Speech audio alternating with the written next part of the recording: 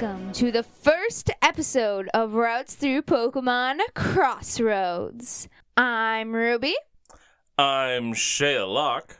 And I'm Rosella. Because along with the new season that we're starting, we are also having a branching path with Rosella and Vivi, who will be going with Shea Locke through Fire Red and Leaf Green in our rerouted series. And they're kicking me out. We're not kicking you out. They're kicking me out. How'd this all start? The show? The podcast, yeah. We started Pearl. Play a Pokemon game, so we played Pearl and Platinum. We started playing Pearl and Platinum. I don't even think we did a gym. Maybe we did a gym. I know we went through that cave with all the freaking Zubats. It was not even a long cave, but they just wouldn't leave I don't us remember alone. a lot about it, actually. That's when you use repels. We didn't have, it was the beginning of the game, child. and then I was like, because she was liking it, and it was an older game, but not the oldest. And I'm like, it'd be kind of fun if we started with like the black and whites, if you want to. And he pressured me into it. I definitely didn't. But I'm like we could go right to the beginning and work our way through, and in the process, podcast about it too. And she was on board. So this was your idea? Yes, ma'am. No, it was my idea. You think I came up with this? I don't know. I just wanted to play Pokemon with some people, and I felt this gave me direction in doing so too. So like a purpose for playing. So in our Crossroad episodes, we will be going through the very first season and Which I'm watching through with Rosella. And re-ranking those episodes and tally marking them all because we didn't get that in depth with them before. And we will also be doing a few of the new episodes that we have watched for season 6. So season 1 and season 6 at the same time. Woohoo! So today we will be covering 8 total episodes of anime. We will be doing 5 of the original season 1, which will lead us to the first gym, where we get Brock and we lose later on. And we will be doing 2 of season 6 and a Chronicles episode involving Brock in the gym. Yep. Okay, let's jump into our anime episodes. Starting with Episode 1, Season 1. Pokemon, I Choose You.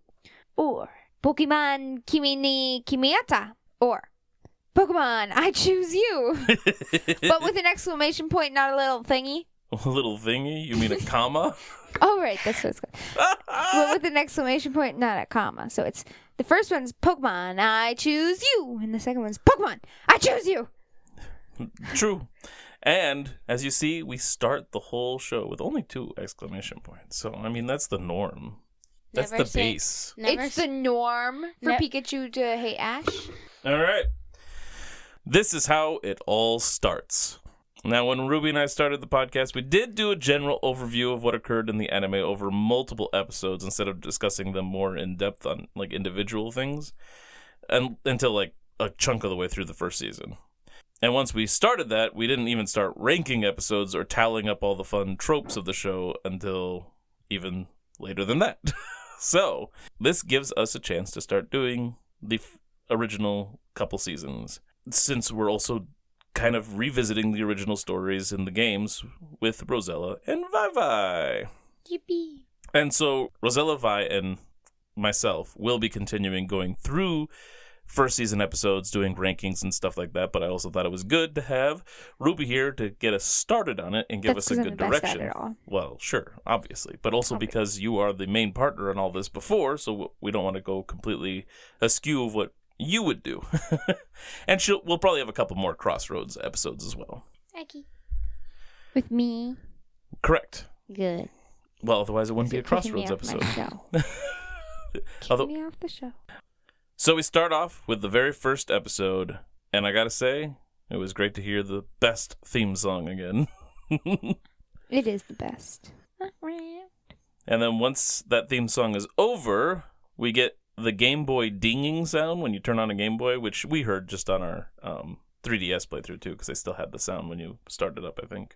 Oh, fun. The ding! Right when you start it. That was a very good impression. Thanks. It's at least on the Switch versions when you play Game Boy games on there, if nothing else. I believe it. I just hear a lot of dinging. Sure. That's because your Pokemon are always in the red. I hate it when my Pokemon are poisoned. Yeah, poison's bad. It's extra. At least I have Pokemon. Yeah. You're too bad to catch them. Oh, I see. Good call. Touche. All right.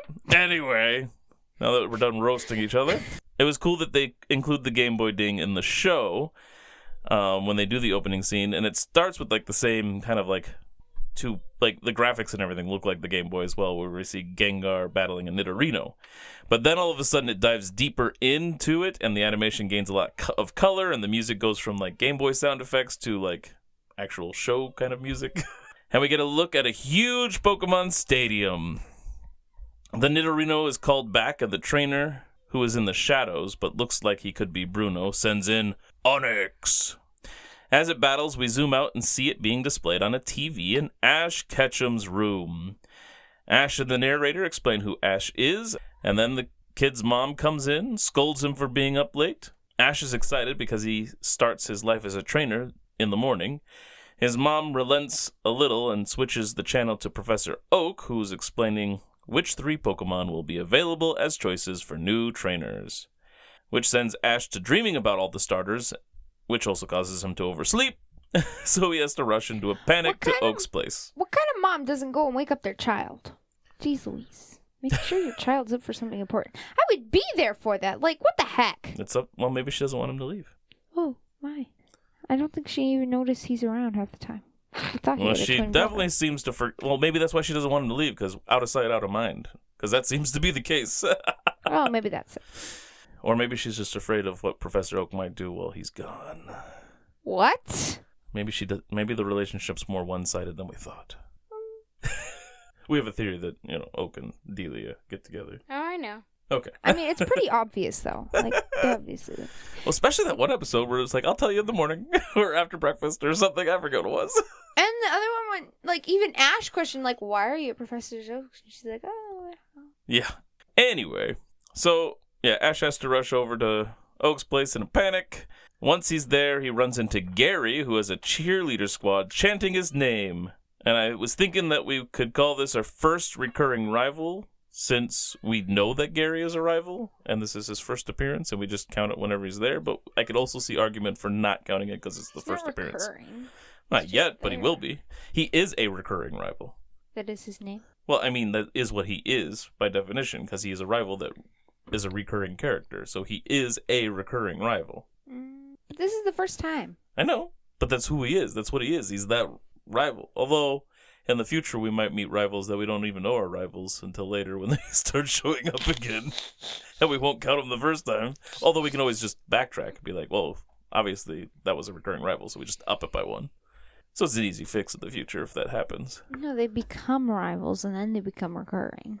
Well, Gary's already rival. Like, that's clear. Yeah, he's just annoying. Right. And there was that one flashback of when they were fighting over Which Pokeball. solidifies the fact that they're already rivals. What do you think, Rosella? Should we count it as a recurring rival? Yes. All right. Brought me on, and my opinion doesn't even matter. It does. She was the tiebreaker because we were disagreeing. Gary is rude, and the dialogue here suggests this is their first meeting, which is kind of refuted later. After Gary is gone, Ash goes in with Oak, and Ash says he's made his decision and grabs Squirtle's Pokeball. But it's empty. Oak lets Ash do this with the other 2 balls, too, when he could have just said they're all gone from the get-go. Kind of rude if you think about it. Yeah, but something I probably would have done. Yeah. But also I was wondering if perhaps he's been saving Pikachu for Ash all this time. Yeah, because I feel like they would need more starters because they know how many kids are in that town. Like, and also, Sam from Pokemon Forever even drew a picture of Ash's Pikachu, so... Wait, what? Yeah. Oh, is that kid that traveled in time with... Yeah, and we later learned that he's Oak from the past. Yeah, what was the Pokemon's name? Celebi? Celebi! Can't forget my precious little Celebi. But anyway, I thought it was a cool concept that, like, maybe he was purposely holding onto this Pikachu knowing who it was going to be for. Mm-hmm. And then, of course, with Ash getting his first Pokemon, it means we have our first Gotta Catch 'em All. When Ash first picks up Pikachu, he gets zapped with some friendly fire. He's not really friends. But he's his Pokemon, so it counts. I know. They're not friends. Not yet. And then there's a second dose of friendly fire that also gets Oak. Yeah, there's going to be a lot of friendly fires. Back outside, people are waiting to see Ash off, and Ash's mom is so very much a mom in this moment. She's like, just going off about all kinds of things, including, making sure you, wash your underwear and stuff like that. That sounds like something she would do for one of my brothers, but not me. Yep. Yeah, because she trusts that you probably have it handled. And some of them do not. When Delia asks why Pikachu is outside of its ball, Ash tries to return Pikachu, and they play catch instead. Or at least that's how Delia sees it. Oh, you're already playing catch. Then Delia calls the Pokemon weird, and so the entire crowd, along with Ash, is electrocuted in some more friendly fire. That's a friendly fire. Ash and Pikachu are not getting along very well, and later on, as they're walking, and he tries to have him, dragging him with, a leash kind of thing. And then a Pidgey shows up, so Ash tries to have Pikachu battle it, and Pikachu climbs a tree instead. What a little punk. Distracted Pokemon? Mm-hmm. No, he is doing this on purpose and just watching. Yeah, I suppose. Yep. Otherwise, yeah, I could see that. Ash gets himself beat up trying to catch Pidgey, and then he tries again by throwing a rock first, but it wasn't a Pidgey he saw that time. It was a Spearow, Ew. Ruby's favorite Pokemon. Ew. It's not. I thought it was Bell's. It used to be. No, It used to that's be. right. Now it's Spearow. Oh. This Pokemon tries to attack Pikachu, being jealous of a Pokemon that Spearow has ugly. a trainer. I don't like Sudowoodo. You just What? she hates that it lies. Doesn't lie. Yeah, it looks like a grass type, and that's the whole purpose of Sudowoodo, to look like a grass type when it's really a rock type. Okay, but is it lying or is it just standing there sleeping? She feels lied to. He's lying. Next Sudowoodo I get is named Rosella. So Pikachu zaps at the Spearow, and that makes it call for help. And so a lot more Spearow show up, and they all chase Ash and Pikachu. The pair jump over onto a waterfall and are then fished out by Misty. Yay. Oh. Then Ash borrows her bike since Pikachu is really beat up after the run and fight and everything, and he needs to get Pikachu to a Pokemon Center as soon as possible. As they're riding, they go over a cliff, kind of like the little cliffs we jump over off in the games. Remember those? It's just like those, isn't it? Well, Boink, boink. we don't fall off our bike. True. We also don't have a bike the first time through. And we're also not Ash. Anyway, so they go over a cliff, but they're thrown off the bike when they do, and then the Spearow flock is closing in. Ash stands up to protect Pikachu, and there's a nasty storm that has rolled in. And then Pikachu rallies himself, jumps forward, and lets lightning strike him, and uses the power to zap all the Spearow. Wait, lightning strikes Pikachu? Yep, he gets up in the air, and lightning comes down on him, and then that energy goes out and knocks out all the Spearow, and also electrocutes Ash again in some more friendly fire. So then the bike is charred, and Ash and Pikachu are exhausted and hurt. Then, as they lay there on the path, Ash sees a golden-looking bird flying off toward a rainbow, and the Pokedex says it has no data on that Pokemon, which gives, in our very first episode, our first future friend. Wait, what? Well, it's Ho-Oh, which is from a different generation. Ho-Ho is everywhere at It's the same gonna be time. a future. Doesn't count. So future friend is a tally we have for Pokemon that show up in the season. Like, if they show up in an anime season for the games they're in, but that Pokemon actually comes from the games that come next, or even further, they're future friend. Okay. And Ho-Oh doesn't show up in Red and Blue, it shows up in Gold and Silver. And then, at the end, we get a part of the Pokerap. We do have trivia for this episode that I thought was interesting. So when Ash meets up with Misty after being fished up and everything, and she gets mad at him for everything, she just gets mad at him and takes the Pikachu or something. But in the Japanese version, Misty actually slaps Ash across the face. Oh, I like it. Right? But they like to try to shy away from actual physical violence stuff, so. It's too violent for the children. It's just hitting. And our Who's That Pokemon that episode, which we didn't get when we watched the version we did, but in the original airing, it is... Anybody guess? Can anybody guess? Pikachu? Pikachu! Oh, yeah, I'm so smart. Oh, yeah, I'm so smart. And our tallies... Oh, I guess this is for you. Or you, actually. Me. Oh, this is like one of my favorite parts. Yeah, but you can do it for your episodes, because these are kind of her episodes. She gets 5? For the Crossroads, you have a lot more coming up. Okay. For recurring rival, we have one, which is Gary, introduced. Yep. Gotta catch 'em all is one. Sorry. Ruby's just being so dramatic. Just died over there.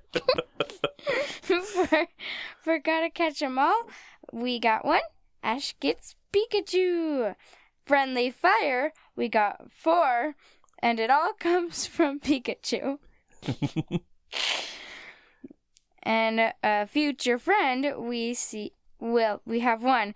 And we see Ho-Oh flying across the sky. Over a rainbow. Or with a rainbow.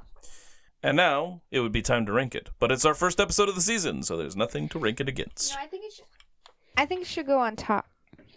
It's the best episode. I think it should go on bottom. Well, I disagree. Wait, why? It's a joke, because the top and the bottom are the same place. That was the first episode of season 1. Yippee. Yay! Moving on.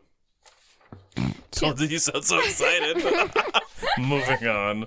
Let's just get this over with, people. It did sound like that. It was funny, though. Funny.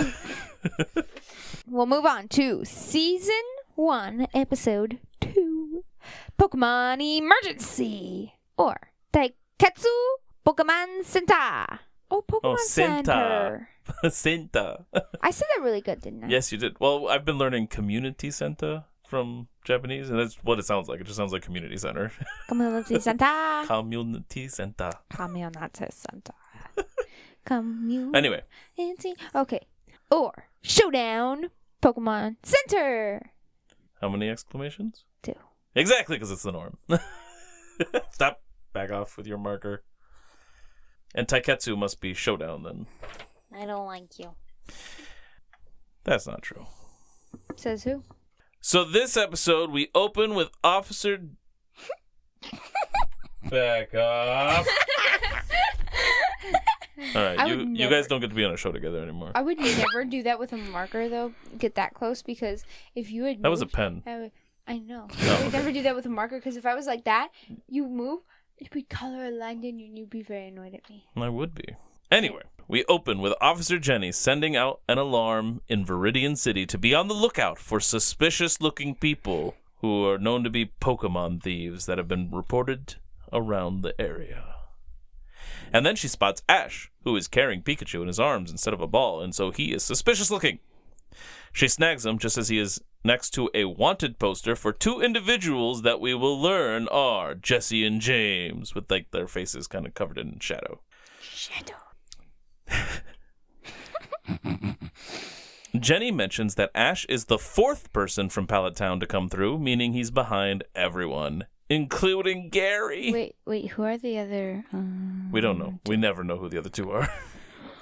What? So they just take the Pokemon and disappear? Well, we obviously know that there were people there because they took...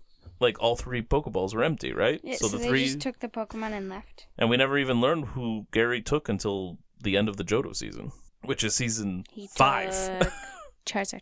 Nope. No, that's what we all Charizard. thought. But in the book, he has a Charizard. That's not Gary. The manga, that's red and blue. Oh. Anyway. It looks like Gary. Well, Gary is based off the sprite from the game, and so is Blue. So, of course it does. Anyway.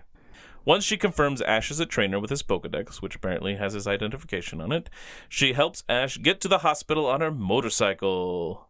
They take off just in time to leave Misty in the dust, who is carrying her charred bike. Then a fishing hook grabs the wanted poster, and it is reeled up to a hot air balloon with Jesse, James, and Meowth inside. Wait, was the hot air balloon the one that they normally use? You know, I don't remember. I think it was. I don't know if it was like my mind wants to say it's just a black balloon with the red thing, but that's from Pokemon Go, so I don't even know. I'm pretty sure it was. A Meowth one? Yeah, probably, but I don't remember. Why don't they just use a Team Rocket one? Because Meowth has an ego, maybe? Like, in these first episodes, he claims to be the leader of that little trio many times. Anyway, in these first handful of episodes, James is voiced by a different actor than what we normally have. And it's actually the same actor that does Giovanni's voice and Tracy's voice back on the Orange Islands. And Brock's voice. Bum, bum, bum. No. Oh. This guy is not Brock's voice. The next James voice will be Brock.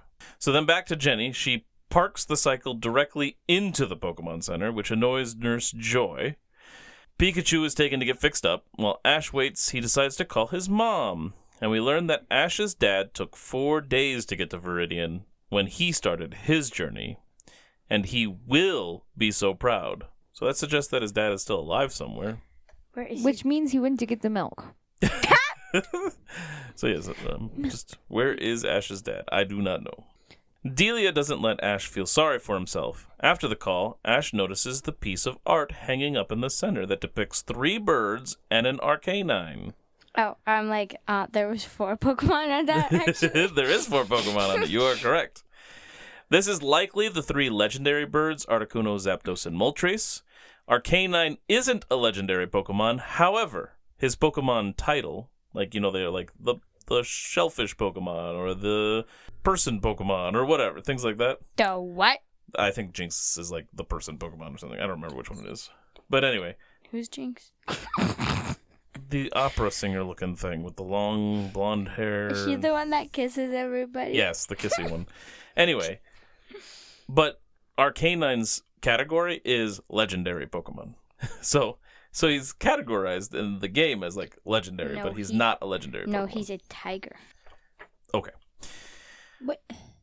Which one's Arcanine? Is he one of the 3 legendary No, he's not. He's not a legendary beast at all. Arcanine is Growlithe evolution. Ah, right. Oh, Canine, right. Yes. Sorry, I forgot. Sorry, should I? Maybe it's because I said Arcanine. I should have said Arcanine. I don't know if I remember. You liked me to not say Arcanine. You preferred Arcanine. Yeah, that sounds kind of weird, but I don't care very much. Anyway. Wait, then who's the fire dog? Entei? Oh, yeah. All right. So Ash thinks that the Articuno depicted on the thing is the Ho-Oh he saw. Oh, he's wrong. Yes, he is. Oak calls after having talked to Delia.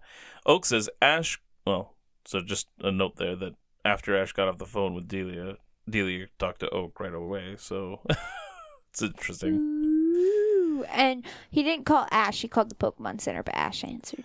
Correct. Which I never would have done. I would have been like, what? I don't care no dang.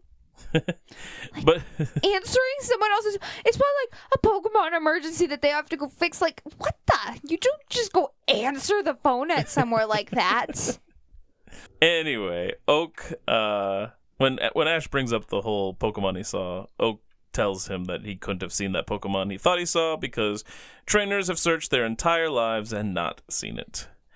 Then Misty appears behind Ash and demands payment for her bike, thus beginning that long tradition. Pikachu comes out, and he's on the mend but still needs rest. Misty says that she and Ash can settle up after Pikachu is squared away, but then Jenny sounds the alarm that an aircraft belonging to a gang of Pokemon thieves has been spotted over the city. Sure enough, Team Rocket is hovering over the Pokemon Center as she speaks. They toss in their coughing and Ekans to cause problems, and they introduce themselves with our first encounter with their motto. And it is just the normal motto then, which makes sense because you have to establish the motto before you can start twisting it. Hey, but it's the first one, so we should still say it anyway. Okay. Oh gosh, I have to remember it. Okay, I got this. I start? Yeah, I start. Prepare for trouble. And make it double. To protect the world from devastation. To unite all peoples within our nation. To denounce the evils of truth and love.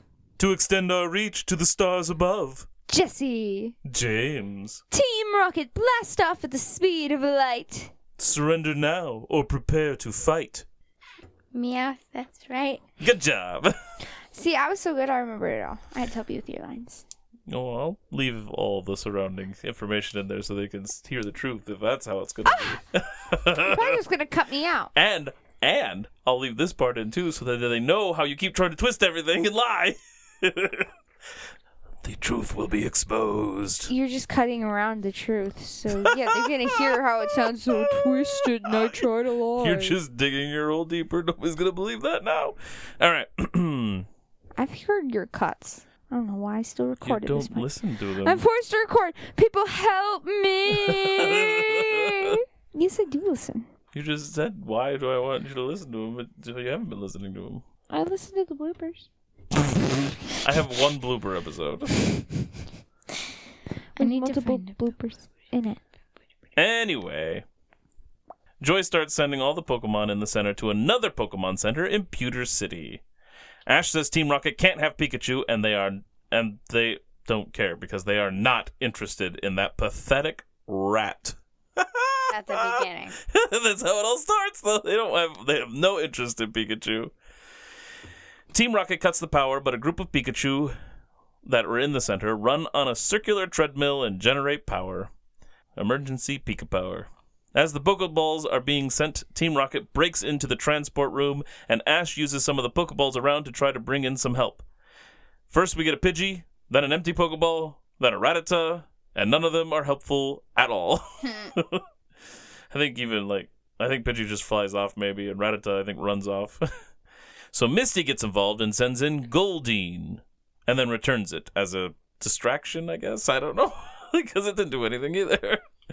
Then the Pikachu squad comes to help Ash's Pikachu and cover him and zap Team Rocket. Then Pikachu is looking very healthy with all the energy from the other Pikachu, and now that he's charged up, he fries Team Rocket and sends them blasting off, but not again, because this is the first time for us. They also don't... Blasting off for the first time. They also don't say it. They don't say we're blasting off or anything. That is Pika, sad. pika, pika, pika, pika, pika. Ding-a-ling. And then, as they're flying away on their balloon, upset and charred, they decide that Ash's Pikachu is something special, and so now that is the Pokemon they want to obtain. Then a hole pops on the balloon, and they swirl around and fly away. No blasting off, and no dinging. Ding-a-ling! We'll get there eventually. We should do the pika, pika, pika. Pika Pika Choo Choo, Pika Pika Choo Choo, Pika Pika Choo Choo, Pika Pika Choo Choo, Pika I don't know Pika if Choo Choo, I don't know if I did it well, but I tried. Pika Pika Choo Choo. Once all that's done, the gang leave. Or the gang, it's just Ash and Misty. They leave. And they're off into Viridian Forest where Misty is freaking out about bugs. And Ash gets ready to catch a Caterpie. To be continued. And who's that Pokemon? Guesses? Hey, that's what I'm supposed to say. Yeah, but you don't even know what they are. Anybody have any guesses? Goldeen? Nope. Who's that Pokemon? Meowth? Let me guess. I want to guess all of them. You didn't say no when she said Meowth, so I'm guessing that's it. Do you have a different guess? Do I have a different guess? There wasn't any Pokemon that was like especially featured. Except for Pikachu. It is definitely a Pokemon that shows up in the episode. Well, it shows up in the episode, but there's Is it one of the Goldie. That's what she said. Oh, she said Goldie. coffee? This said Rattata. Yeah, I don't know if it'd be coughing or Ekans because they were both there. Coffee? It's coughing. It's coughing. You thought it was Meowth! All right. I got it on my third try. You want to go over the tallies then? Oh, yeah. I saw it at the beginning. I forgot. Hey, I am disappointed with you. There's at least room for one here, and you could put another one after that one. We're talking about exclamation points when you say that one and put one here? Obviously. Okay. Catch up. I did. No. Anyway. Okay. Obvious. No! She doesn't want to tell. Tallies! Yeah, no tallies. That's correct. See, that's what you're supposed to do. Sorry. Fix it next time. Well, we'll see. Yeah, unfortunately, we had no tallies this time. Oh, now we get to rank it. So was this better or worse than the beginning episode? I mean, it was a good episode, but like there was only 2, so I think I'm gonna have the original very first episode at the top still. So this one will be number 2. I'm bringing it so high, guys, by putting it number 2. What do you say, Rosella? Do you agree with that or disagree? I agree. All right. So it doesn't even matter if I agree or not. But I do agree. I thought it was... I really like this one just because Team Rocket finally is there, and I like James, although he's not quite classic James yet. They still didn't seem to know exactly the direction they wanted to go with Team Rocket, so it almost seemed like he was supposed to be a little bit more sinister. The whole gang was. Yeah, they started out looking kind of sinister. I mean, still, like, a kid's show villain that's going to mess up, but, like, they didn't sound like they were could have fully embraced the comedic aspects of them until later. And the first episode, the way it starts with the video game stuff and everything, and just the being the beginning and all that, there's just a lot more excitement there and a lot of fun. And the Pikachu relationship with Ash and everything, and even that epic moment with the Spearow and the lightning bolt and all that stuff was really cool. Okay, now that it's ranked as number 2, let's move on to Season 1, Episode 3. Ash catches a Pokemon. Or Pokemon Geto Daze. Or Pokemon, I'll get you. Are you sure you didn't mess up? There's not a lot of exclamation points. There's only one on this one. And none on the English. Oh, the English usually has a lot less. So we pick up where we left off with Ash trying to catch a Caterpie. And he succeeds! So we have our second Gotta Catch 'Em All. Yay. Yes. Misty is not thrilled. We learn here that she absolutely hates bugs. Caterpie seems to like Misty, but her dislike and constant complaint about it hurts Caterpie's feelings. Pikachu works to cheer it up and be friends. Because Misty doesn't like Caterpie, Ash decides they'll leave without Misty, but she keeps following. She tries to claim that she is only following because of her bike. Got a crush on a new boy in town. I don't know about that, but... When Ash camps out, Misty also camps out nearby. Overnight, Caterpie and Pikachu have a lengthy conversation about the moon, maybe, because they're staring at it. I'm not really sure. We don't understand what they're saying. There's no subtitles for their Pokemon language. That would be weird if They also might started talking English. It would be. They also might possibly be discussing evolving, and who knows what else. Because there's a butterfly flying above. Yes, there was a butterfly that flew by. Yep. Either way, they are getting along, and then the next morning, Misty flips her lid because Caterpie is sleeping so close by her. And I had to wonder, is Pikachu comforting Caterpie a Big Brother Pikachu situation? Yes. Yes. Okay, I think the girls are in agreement that it is, so... You're not? I wrote it down. I thought it might be. But since you two both are emphatic with, yes, it is, it definitely must be. Then a Pidgeotto shows up, and Ash tries to catch it without battling, just like he did with Caterpie.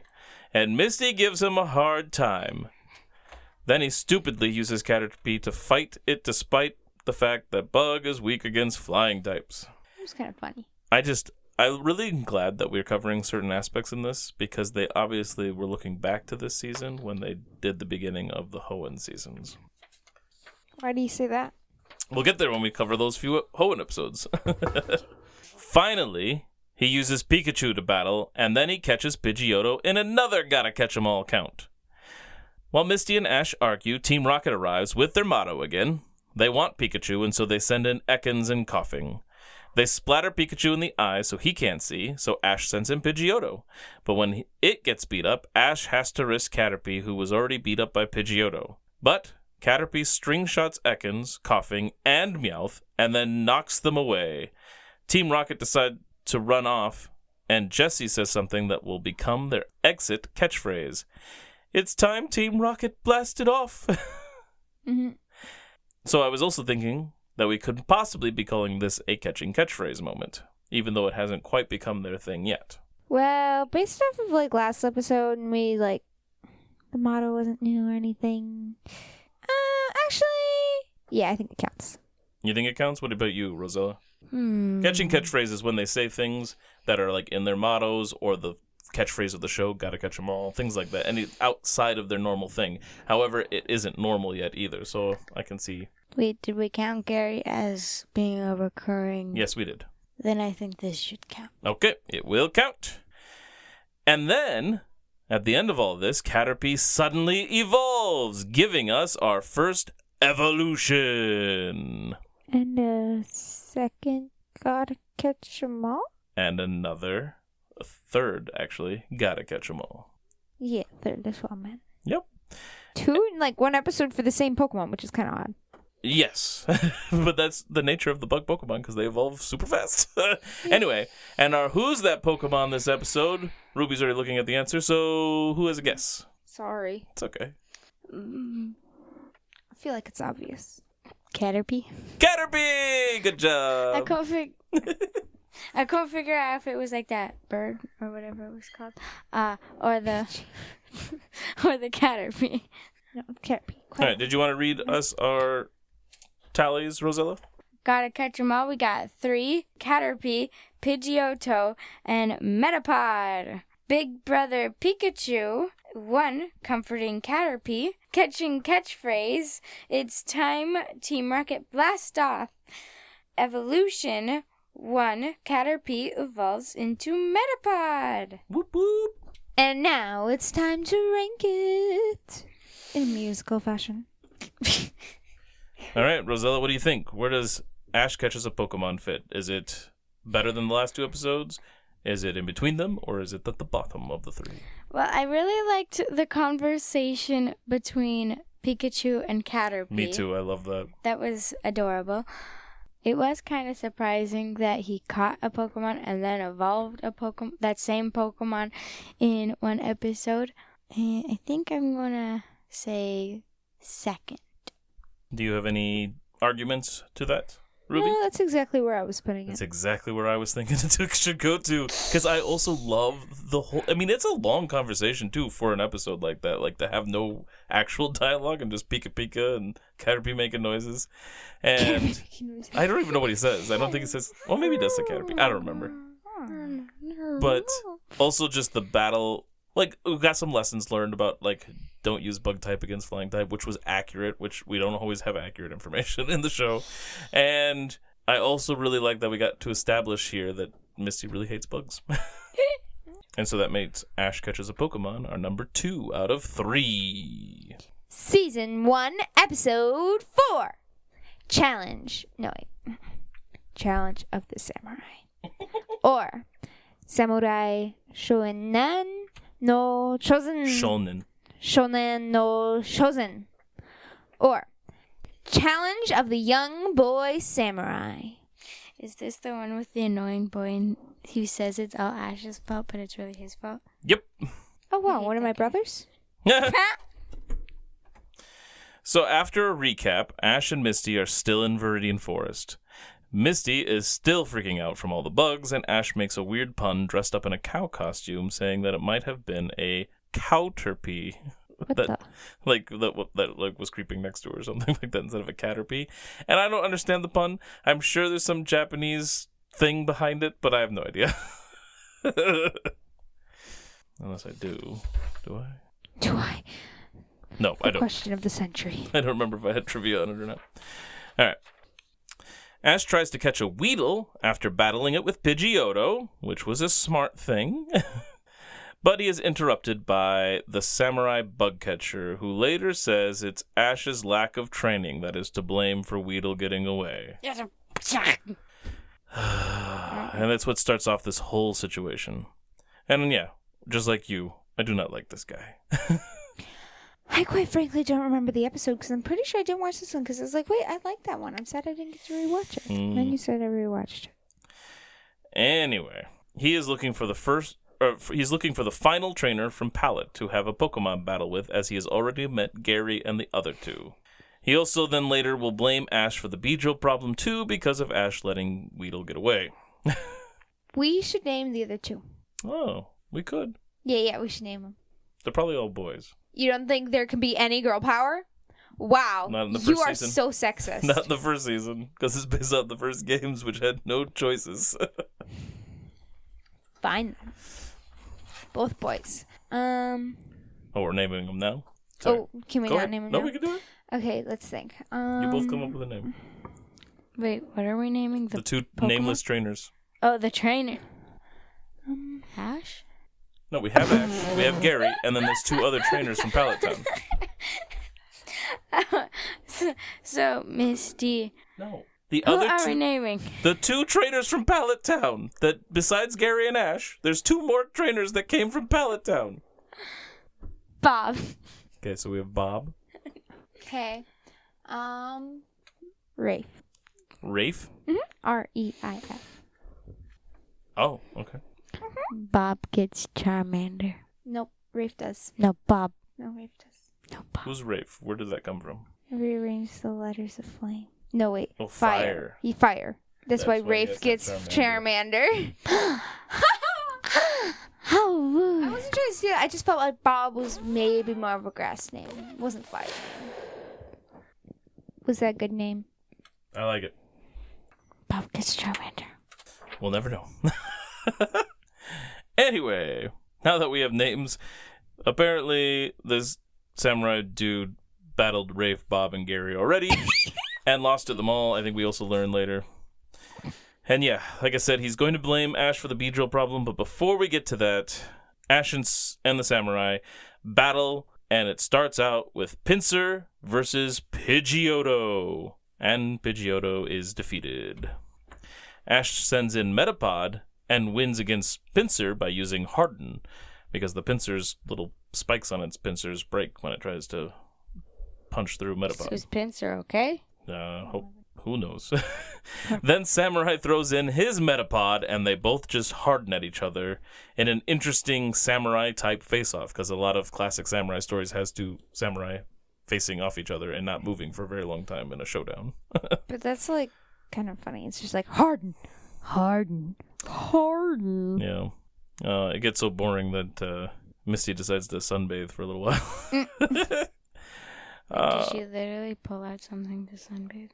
Like, it cuts to, like, her and Pikachu looking like they're on, like, those beach chairs at a poolside or something. While they're doing that little face-off, we cut to Team Rocket hiding in a cardboard tank as they walk through the woods. It is meant to protect them from the Beedrill. And they had to make it out of cardboard because otherwise it'd be too heavy, but also, like, is that even effective then? Well, I think by the size of the Beedrill, if they sting you, you're dead. Right? Back to Ash and Samurai, they both fall over exhausted after standing there forever. Imagine how the Pokemon feel. Well, I think the Metapod don't care. They feel pretty hard. Then a Beedrill swarm approaches, ending the match. One Beedrill takes Ash's Metapod and flies off. Then another Beedrill comes for Ash, and so Pikachu zooms in and blasts the Beedrill and Ash in some friendly fire. Pikachu's not very good at this. Nope. Yet. Ash, Misty, and Samurai take shelter in some bushes to get away from the swarm, and they find a ton of Kakuna hanging off a tree. And that's where Metapod ended up. Ash gets excited and wakes up the Kakuna, that then go through their evolution. And once again, they're all on the run from a bunch of Beedrill. The trio run for their lives and make it to Samurai's cabin, where they take shelter. Samurai then gives Ash trouble over abandoning his Metapod, which, I mean, to some extent, sure, but also, come on. The next day, Ash sneaks into where Metapod was, and he finds himself in trouble with Team Rocket. And then Ash gives us our first irritating interruption while Team Rocket tries to get through their motto. Because he keeps, like, asking some questions and saying things while they're going through their motto. I didn't realize we were going to get, like, people not caring about their motto so quickly. I mean, it gets... Oh, I know. Oh, yeah. But they continue anyway with their motto, and that wakes up the Beedrill. Ash rushes forward and dodges the Beedrill so that they continue after Team Rocket, who decide to put the tank back on, but Weedle ate most of it. So they have to run off again. Ash gets Metapod and he runs for it. A Beedrill comes in, but Metapod jumps up and takes the blow for Ash. It puts a deep cut into Metapod and... it evolves. Another evolution as Butterfree emerges and gives us another Gotta Catch 'em All. Wait, what evolved earlier? Caterpie? No. Beedrill? Kakuna. Kakuna? Yeah, the whole tree full of Kakuna. They all... Yeah. Oh. I'm sorry. I always get it mixed up. I was like, didn't it just evolve a little bit ago? Like, Oh, what the yeah, heck? no. Yeah. This is Butterfree's evolution. All right. At the end. So then Butterfree knocks out all the Beedrill with sleep powder, saving the day. Now Misty and Ash are off to Pewter City. And then we see Team Rocket hanging from a tree in, like, paper or something, looking like Kakuna with an entertaining exit. And I think with entertaining exits, we're going to start doing that for, like, their little epilogues or something, too. Like this kind of was. You know how a lot of times with the episodes, even after they blast off, we get, like, an epilogue of where Team Rocket is hanging from a bridge or something. They do that, like, a lot, so that'll be a lot. Yeah, but they don't always do it either, so. They love hanging. All right. I'm considering it anyway. We can try it and see how. Or maybe make it separate from entertaining exit. Entertaining exit when they leave in a funny way, and something epilogue. I don't know. Something to think about. Okay. For now, we're counting this one as an entertaining exit. If we do split it, this would be the epilogue. All right. And our Who's That Pokemon? It's... You have to give us a clue. I don't have to give any clues. Yeah, just I like haven't we. before. The show is clue Beedrill. enough. Ooh, that was a good guess. Butterfree. Also not correct. Cocoon. You're getting closer. Wait, what's... I don't think she knows the name. Metapod? Metapod! Not only did it start its a little showdown with another Metapod, but last episode's Caterpie, so we evolved a Metapod. Okay. Metapod was kind of a featured thing. Beedrill was too, though, so that was totally fair to guess Beedrill. One friendly fire. Pikachu zaps Ash and Beedrill. 2 evolutions. Kakuna into Beedrill and Metapod into Butterfree. 1 irritating interruption. Ash trying to stop Team Rocket from declaring their motto. 1 gotta catch 'em all.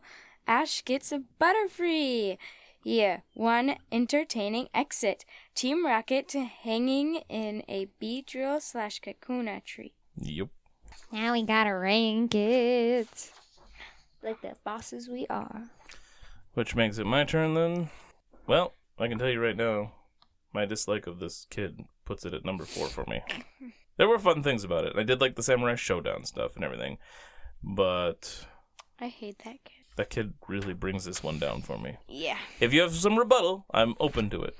No, I think 4 is good. I thought it was the 3rd episode. I'm like, whoa, go to a whole episode down. Like, non-existent, but it's the 4th. Okay, we're good. That's funny. If I put it, like, I'm preemptively putting it under the next one. Yeah. Although I would. Then this would be 100. What do you think, though? 4. Yeah, 4. Yeah? that's good. You agreed? All right, we're all in agreement. Challenge of the Samurai is our number 4 out of 4 episodes. Mostly because Punk Kid. There was redeeming things about the episode, but that kid drive me nuts. It's like, who wants to watch their brother on TV? Well, Watch if your brother's cool. Okay, fine. We wouldn't know anything about that, even though we have 7. 7 cool brothers? No. Sorry. Season 1, Episode 5, Showdown in Pewter City. No, wait. Showdown in Pewter City. Or Nibijimo no Tatakai. Or Battle of Nibi Jim. So Pewter City is Nibi City or something in Japanese. 1 exclamation point. Guys, this is disappointing. We start the episode off with Team Rocket giving their motto, and we hit an irritating interruption as Meowth cuts in since he's been working on shoveling the pit all by himself, and he's annoyed by it. Turns out they're making another trap for Ash and his Pikachu. Another? Turns out they're making a trap. This is the first trap, isn't it? The first Yeah. Yep. bit. Sorry. They're making. I'm just so used to it that it just feels like another one. Yeah, so it turns out they're making a trap for Ash and Pikachu, but after hiding the trap that they dug, they can't find it until they fall into it themselves. Which reminds me of a verse in the Bible. Oh. Ash and Misty reach Pewter City, and a guy named Flint tries to charge them for sitting on his rocks because he sells them. Oh, name Flint, are we sure? That's what his name is. No, I don't like Flint. You don't like Flint? I don't like the name. It makes sense for who he is. I don't know. Do you guys not know what Flint is? Flint and Steel. That's the only thing I know. it's a type of like rock or whatever that you can like light it's a things type of with. rock. Yep. Oh, I remember who he is. Good. So Flint is a perfectly fitting Is name. that like his actual? Yeah, that's his name. Oh, okay. I thought it That's was what his something name else. is. Sorry. His name is Flint. So he guides Ash and Misty to the Pokemon Center, which is interesting since there are people willing to guide you places in Pewter City in the game. What? Well, don't you remember? I made you talk to that guy on the outskirts of town just so he'd direct you all the way to the gym, even though you knew how to get there. Yeah, that was annoying. And that was in Pewter City. And there's another one that if you talk to him, he'll guide you to the museum. How much of your time did it take? Not really much at all. Forever. And then I accidentally ran into him again. Yeah, that's when it becomes annoying. I accidentally said no, I haven't seen it yet or something. And he dragged me to the gym again. Oh, that was probably the museum. No. Okay. I don't think the other guy says that. Asks if you've seen it. The museum guy says. I you've don't visited. remember exactly what I said. She's trying to correct it so I didn't ask if he said there was an option for sure. Gotcha. Anyway, this is where we also find out that all Nurse Joys look alike and are called Nurse Joy and are apparently related. Thus begins our clone conspiracy theory. They're all clones. And the colors of their crosses usually change too from one city to another. This Nurse They Joy. just need it like. It's not numbers. It's just colors. You know, like how they number deer or they would number clones. They color code them. Well, that makes sense. I mean, they name kids' colors red, blue. You know. Yeah. Anyway, this And then they Nurse just come Joy- with different memories. has the blue cross. Well, when they're cloned as little girls, and then they're raised. So of course they'll have different memories. Oh, Yep. the blue cross. Okay. Anyway, Flint. What was that about? Flint and Misty don't think Ash can take on Brock after Ash sees the poster about collecting gym badges. The poster is interesting, though, because it has the symbols for the types of Pokemon that are in the card game. It doesn't have the rest of them. Misty offers to help, but Ash claims he doesn't need it. Ash is then handedly defeated by Brock. Flint explains and shows Ash that Brock stays the gym leader in Pewter City because he is taking care of all his siblings because his no good father left the family to become a trainer and then later their mother died. What? Yep. All right. We'll talk about that in a bit. Ash doesn't like hearing about it because he might not have the heart to defeat Brock then. Flint offers some help in giving Pikachu a power boost using a water wheel. Misty tried to offer help again, but the stubborn boy refuses. After charging up Pikachu, Ash returns to face off against Brock, and it isn't going well again. Somehow, Pikachu is able to take out Geodude totally when his moves should not work because Geodude is rock and ground, and electricity does not work on ground. As This we is mentioned earlier, he is fighting. He's fighting type. That's why it worked. But this begins the long tradition of Pikachu using things on ground when it shouldn't work. So We should make a tally. No. no. I like that, Tally. Then when Ash is going to lose to Onix, some electricity sets off the sprinklers, which weakens Onix, and Pikachu zaps him. And I'm okay with this happening because this wouldn't work in the games, but I'm okay with, like, in the anime, if something is covered in water and he electrifies it, it will hurt them, you know? Yes. Especially since the water already would be weakening them. Yes. Before he can finish off Onix, Brock's siblings come in and stop him. Then Ash gives in, saying it was lucky the sprinkler went off. So he shouldn't really get to be able to win anyway. Brock gives Ash the badge anyway, and then Flint reveals he is the no-good father that will now take care of his own children, so Brock can go on a journey with Ash. Then, at the end, Team Rocket finally digs out of the ground they had been in, and Ash and Co. run right across their heads. Trivia time! So they claim Brock's mom died in the dub, the English translation. However, in the original version, they actually it is explained that their mom left, supposedly after Brock's dad ditched the family. Maybe it was before, I don't know. But what I read, it suggests that she left maybe because it became too much for her to take care of them all by herself after he left. But we learned some other stuff about her later that I'm thinking maybe she just left, maybe even before the dad left, because of the personality of the person. And when we get to that, when we watched that, I was super confused. Because I was like, wait, why was Brock taking care of them in the first place then? Right? Anyway. So the mom is not dead. She is not dead. Unless she is. Oh, dear. That's creepy. Anyway. No, remember in your stories and stuff, Tilly and Gus? Gus. They're ghastly. Yep. Anyway. Who's that Pokemon? Onyx. Oh, yeah, we're amazing. One in irritating interruption. Meowth interrupts the Matto. Yep, that's our only tally this time.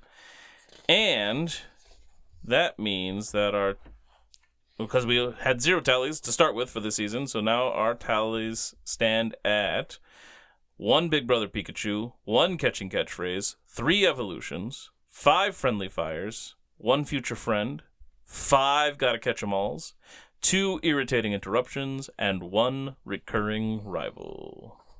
Wait, who's the... Oh, right. I thought you were talking about this episode. No, I'm talking about the overall in the season of the 5 episodes. Yep. All right, let's rank the episode. I think that makes it your turn again. Okay. I like it with Brock and everything. So maybe number 2. What do y'all think? So you like it better than Ash catches a Pokemon with the Caterpie stuff and everything? Yeah, I think so. I'd place it 3rd. You think 3rd? Let me see.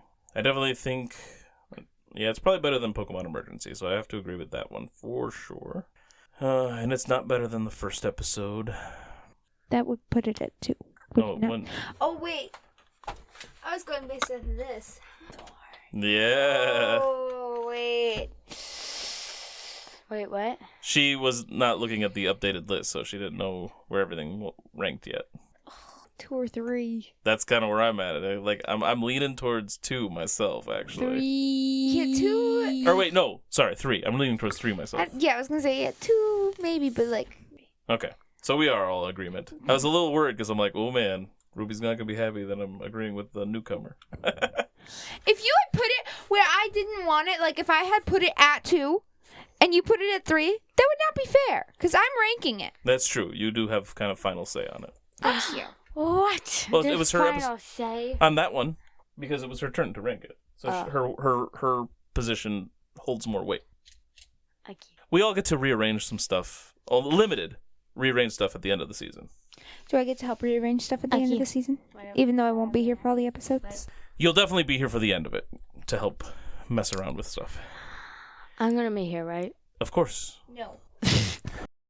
So, Showdown at Pewter City is now our number 3 out of 5, and therefore our Season 1 rankings are Challenge of the Samurai at 5, Pokemon Emergency at 4, Showdown at Pewter City at 3, Ash Catches a Pokemon at 2, and Pokemon I Choose You as number 1. And now, we have to pick a Pokemon that we thought was the best out of those 5 episodes.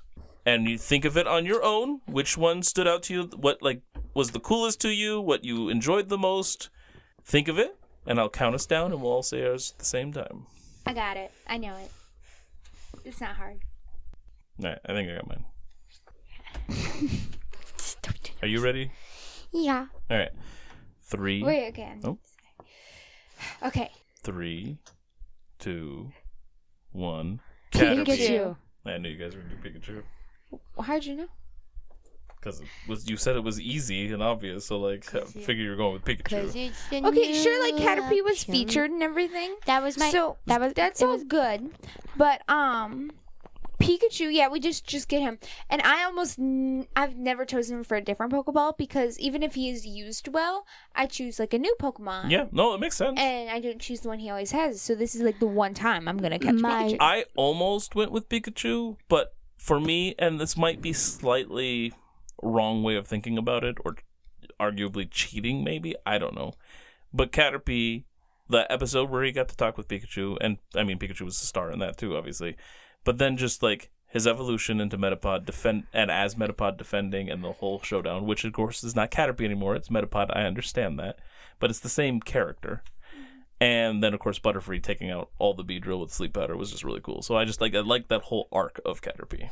Sure, yeah, like Caterpie would be probably the one I would choose on any normal ones. Sure. But this is beginning. You gotta My choose, second choice was Caterpie. That makes sense.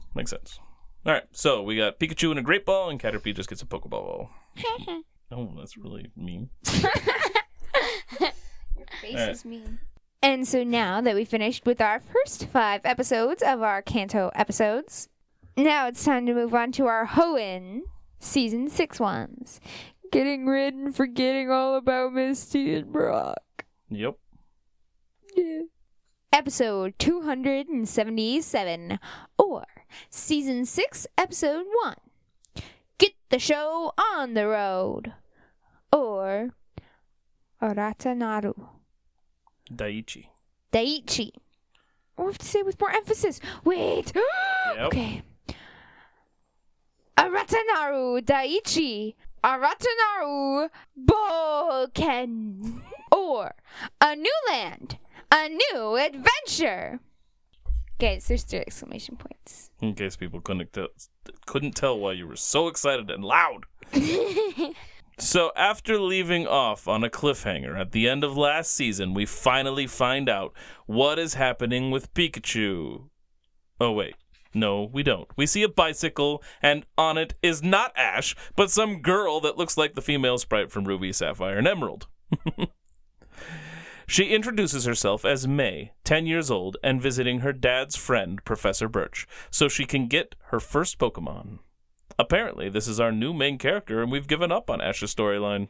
May tells us she is more excited about traveling the world than becoming a Pokemon trainer, and then, after a Duskull spooks her into crashing into a tree, she reveals that she doesn't like Pokemon. She's our new main character. I'm being sarcastic at the moment. I'm just... I thought you were serious, Daddy. Sorry. Honestly, I feel like I'd be more excited about traveling the world than catching Pokemon. And my goal would be to find Eevee. Right? And I would catch all the Eevees. And then get it to all the evolutions. Yeah. I would catch a Ditto too. And a Wooper. What's a Wooper? Oh, I was saying I'd catch a Ditto so that I could breed the Eevee. But yes, I would catch a Quagsire. Both. And Wobbuffet. What is Quagsire? Wooper evolves into Quagsire. What's Quagsire?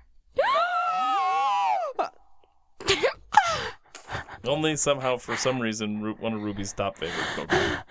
You don't know? Is blue, kind of shapeless. Like, I don't know. I have no clue. Wooper is the little blue guy with like the weird little almost antenna things coming out of each side of his head. No? Nah. Wait, do they have those in red and fire red and leaf green?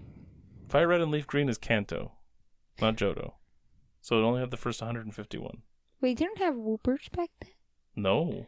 In the Wooper old- was in Johto. What is a Wooper? You're not playing Fire Red and Leaf Green anyway. I know, but I was going to steal her game and catch a bunch for her. Oh, I see. What? Can we trade with those games? Eventually. You can't do it right away.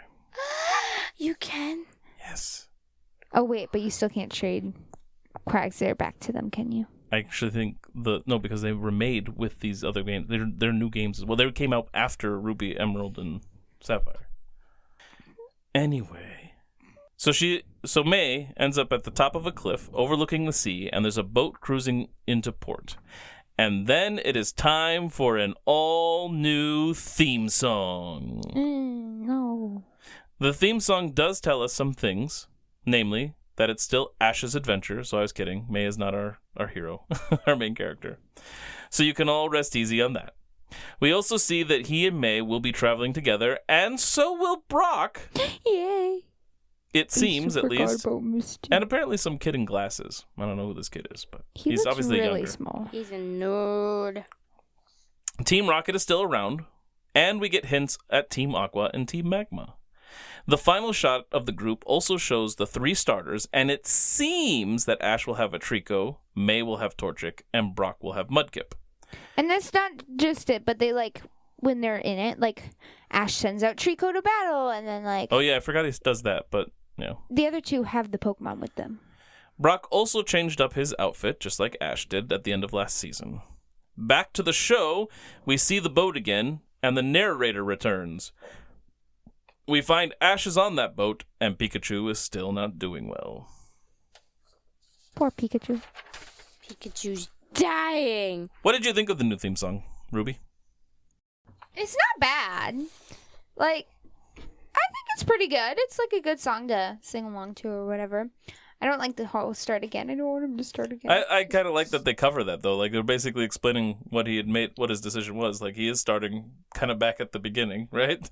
Yeah, but I really like when it punches in with, like, I want to be a hero. Like, the music and everything at that point is just really cool sounding.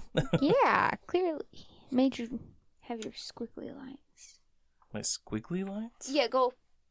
Do that. Do that. I did a squinting thing. Got it. No, do it. Do it. Yeah, you've got lines like a bunch, and they're kind of deep. Like, goes My out. old man's crow's feet, you mean? Here, let me see. Wait, what? Crow's feet? It's called crow's feet? When old people start getting the lines on the sides of their eyes like that.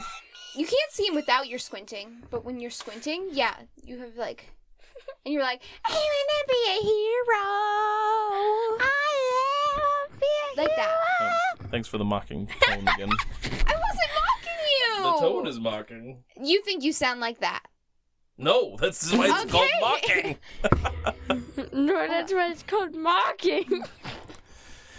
Anyway, I liked it. I like it. Obviously. Because you crow's feet. Because I crow's feet. It's not the best. Like, obviously not the best.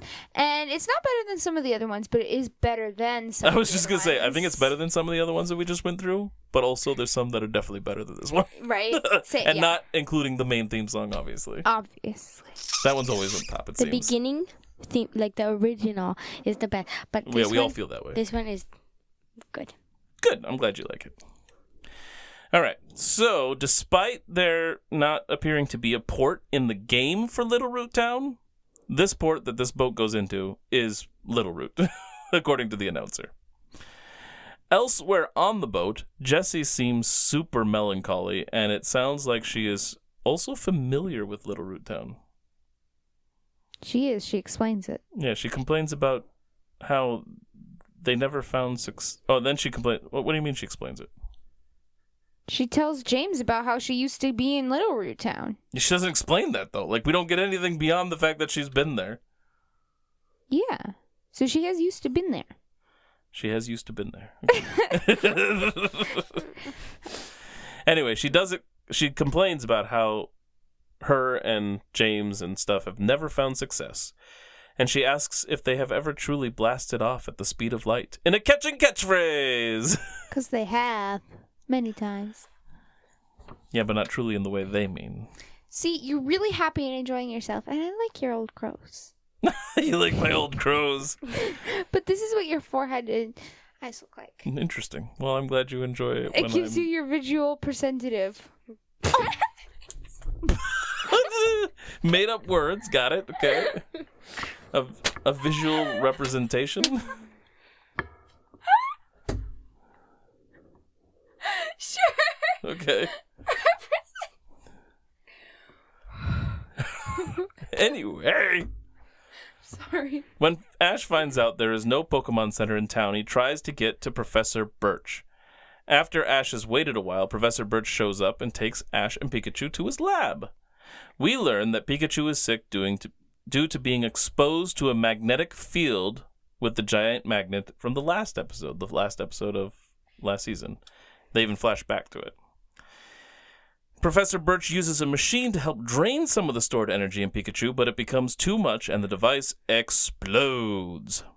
Because Ash doesn't have any other Pokemon, Birch brings his with as he and Ash run off to chase down a delirious Pikachu. Supposedly, the Pokemon Birch took were supposed to be set aside for May, according to his assistant. He's like, what about May? Ash and Birch split up to seek out Pikachu, which eventually leads to Birch falling down a short cliff, startling a Poochyena, who gets mad at him. Just like in the game. in the most annoying way. He's like, I know you're not sad. I know you're not happy. You're not tired. So that must mean you're mad at me. It's just so funny. I thought it was amusing. Wait, Apparently- did she say it was annoying? She did. Oh, yeah. He is like, he takes forever. And then he just sounds like an idiot when he's supposed to be smart. He's just being deductive. He's studying it. He was just using reasoning. Right. Deductive reasoning. Anyway. Yeah, the Poochyena gets mad at him. He climbs a tree as more Poochyena show up to attack him. Fortunately, May arrives and can save Birch from wild Poochyena, and she has to choose one of the 3 Pokemon that he dropped, just like in the game. So we're getting a lot of, like, very game parallel things in the anime for this episode, and I thought that was really cool. Yeah, I enjoyed it. She grabs Mudkip, and when she tells it to use Water Gun, because that's what Birch tells her to tell it to do, she's the one who gets hit by it, which I thought was hilarious. Wait, but didn't the way she said it, she was like, water gun. Like, Use Water Gun. yeah. Super, like, Yeah, I don't know he's what like, I'm doing. Do that. And she's not like, water gun or whatever. She's just like, use water gun. Like, she's like, is that all I have to do? Like, is this how this works? Like, Water gun. Like, just do it. I don't know. And she gets blasted. She gets over the whole Pokemon thing real fast. Yeah, her level of enthusiasm throughout all of this is just hilarious to me. Yeah. Meanwhile, Ash gets close to Pikachu and tries to help, but Pikachu gets all evil-looking with his infected-looking electricity. Because his electricity is all, like, got a reddish tint to it now, too.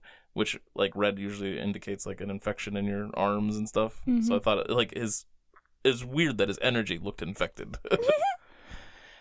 But anyway, because of it, he does shock Ash in some friendly fire. It's not friendly. No friend. Arguably, you could say that we don't know that Ash gets shocked for sure, but he screams because it zooms way out, and so, like, you just see the burst of electricity. Oh, yeah. But I think it counts. Right after, Birch and May meet back up with Ash, and we get our Who's That Pokemon trivia.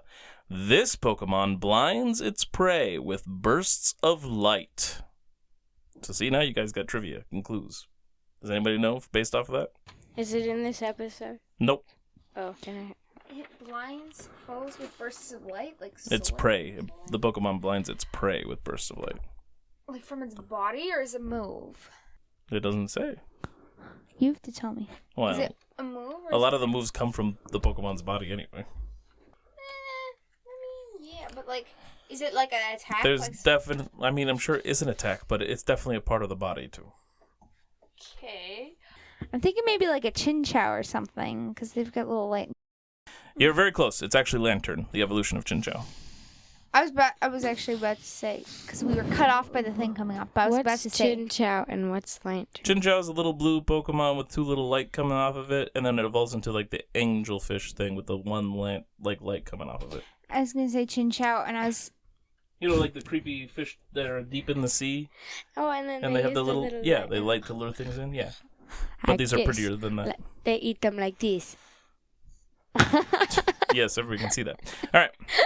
Anyway, Pikachu, still delirious, dives off a cliff to his doom. But then Ash rescues him, and while Birch and May work to pull them both up, Pikachu, in his craziness, is sending out shocks and even bites Ash in, I think, more friendly fire? Yeah. Yeah. But he bites Ash as he really pulled up, and Ash is like struggling.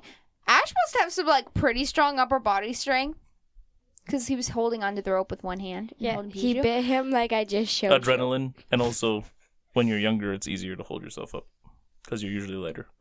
Yep, but also when he was hanging onto a tree branch until they gave him a rope, and then the rope was being lowered down. Me and Daddy were both waiting to see how he got to the Not rope, just 'cause he you was- two. I was also waiting. It's okay. And he was holding Pikachu with one hand and holding onto the branch with the other. So we're like, how is he gonna get? And then they cut to him being pulled up. It was like, oh. And we were all thinking it to ourselves. We weren't even saying Yep. it. And then we're like, I said, I was waiting for him to switch. And he's like, me too. Yeah, it was funny. Anyway, off in the distance, Jessie asks the beginning of their motto, prepare for trouble, in another catching catchphrase. Before everyone can get back to the lab to help Pikachu, a busted bot arrives with Team Rocket announcing their presence with an interesting intro. Prepare for trouble for the umpteenth time. Make it double, and I'll make it rhyme. And James gives the ending a flair for an outstanding outro. Team Rocket blasts off at the speed of light. Surrender now, or prepare for an out-of-this-world fight. Turns out the robot absorbs all the electricity Pikachu will send at it. And I knew exactly where this was going. Right. They said that. Oh, yeah. That's so obvious. And so as soon as the battery bot, it looks like a battery with a big plug-in part on top of its head. I knew what it was going to do as soon as it appeared. And so sure enough, it sucks up all of Pikachu's excess electricity, which turns out still to be too much for the bot, and it really helps Pikachu. As Team Rocket worries about all the electricity, Jessie has been really pessimistic the whole time and says, "Oh well, another blast-off," in a third catching catchphrase. And then, with all the electricity output, a bolt completely consumes May's bike, charring it, mirroring our first episode that we just covered today. Yeah, it looks exactly like what just happened, except it was daytime. Or I don't know if it was daytime. It was just stormy in the other one. Yeah. And the bot explodes, and apparently the shock has renewed Jessie's energy and passion, and then Team Rocket is blasting off again. Ding! Pikachu collapses from exhaustion, but back at the lab, they find out he is now doing okay and just needs rest. Well, you missed the part where, I think, it was this, where after he steps off the excess electricity, he goes back to Ash's arms, doesn't he? Actually, that's before that. After biting him and stuff, and Ash gets him settled down, and he talks to him a bit, then he's like... And then he feels so bad and is licking where he bit Ash. It was so sad and so sweet. He felt so bad. He did. May is upset about her bike and wants to give Ash a hard time over it, but she can't do it, especially after seeing the way Ash is with Pikachu, like staying up all night waiting for Pikachu to feel better. Well, not staying awake the whole time. He falls asleep next to him, though. Then May has to pick a Pokemon. She's creeped out by Trico, and she doesn't like Mudkip after it didn't listen to her. We thought she was going to get Mudkip, though. We did, because that's how the game works, the one you pick to help. So she ends up with Torchic, and I gotta catch them all, because she is now one of our main characters, and she just got a Pokemon. Then she needs to set off on her adventure, and Ash and her agree to head to Oldale Town together, where they can register for the Pokemon League. There was more than just agreeing. She's trying to use her bike as an excuse for her to travel along with Ash. They have a crush on each other. Well, she has a crush on him. I don't know if that's true. I mean, how can she not? He's so irresistible. Yeah, so Ruby has a crush on Ash. I was just about She to likes say her ageless 10-year-old boys. Honestly, if I were to have a crush on a character in the series, well, if I say it, you're probably going to tell me I have a crush on them the whole time. But you know what? That's fine. Fabulance? Yeah, for sure. I'm obsessed with the cape. Who's fabulous? It's just Lance, but the character called him Fabulance. It was so funny. You'll meet Lance in the game. Okay. I guess there's not a lot of guys, but probably Gary. Later What? Gary. Yeah, he's so cool. Like He is cool. when that one intro, like when he had the Eevee, Oh, yeah, when he had Eevee and everything, super cool. Yep. Yeah, the annoying guys always get the cool Pokemon. He stopped being annoying later, though. In fact, in those couple episodes where when we first found he had the Eevee and stuff, the one that was annoying in that episode was not him, it was Ash. What? Yep. Ash is stupid. I wouldn't have a crush on him. And so, Ash's adventures in the Hoenn region has truly begun. Who's that Pokemon? It's Lantern. Tallies. 3 catching catchphrases. 2 friendly fires. Pulled by poor little Pikachu.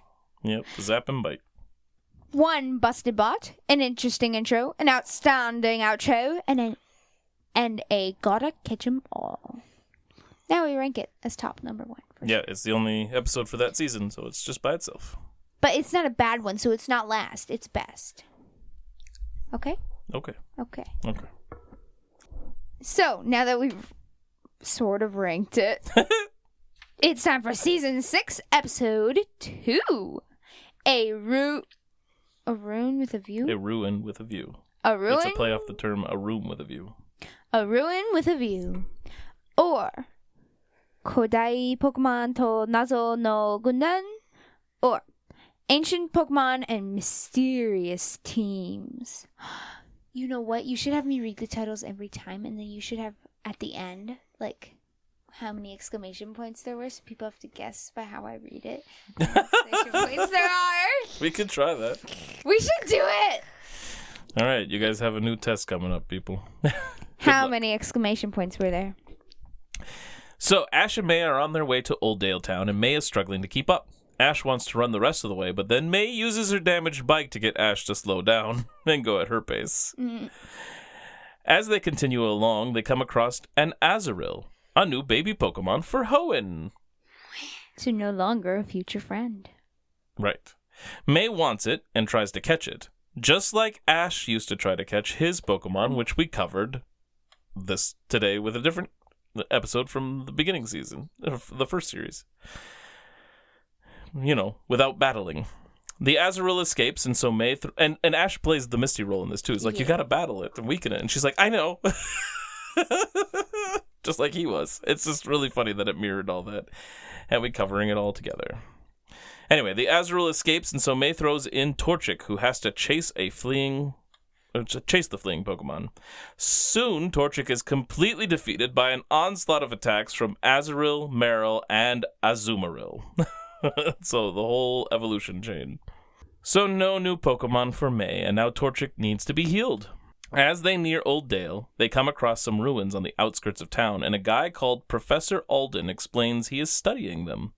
At the Pokemon Center, Nurse Joy says Torchic just needs rest, and Ash and May probably need rest too. Ash puts a call into Professor Oak before giving May a tour of the Pokemon Center. May tells Oak that her brother... so we now know she has a brother, always listens to Oak's radio show and is a big fan.